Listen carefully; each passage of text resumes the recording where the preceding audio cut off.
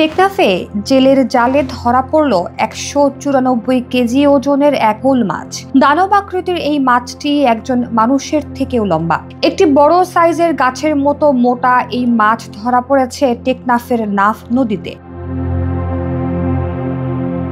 ৭ foot লম্বা ও ৬ foot গোলাকার মাছটি ধরা পড়ে শাহপুরীর দ্বীপের কোনাপাড়ার স্থানীয় বাসিন্দা কালু ফকিরের টানা জালে।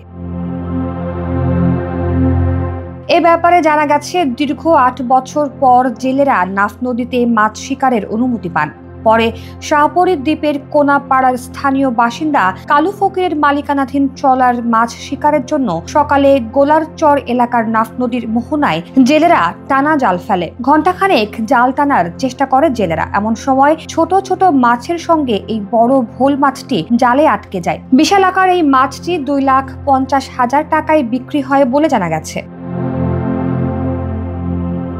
ট্রলার মালিক কালু ফকির গণমাধ্যমকে বলেন, এত বড় মাছ যে জালে আটকাবে তা কল্পনা করেননি তিনি। মাছটি প্রথমে ৪ লাখ টাকা দাম চেয়েছিলেন, পরে ২,৫০,০০০ টাকায় এক ব্যবসায়ী কিনে নেন।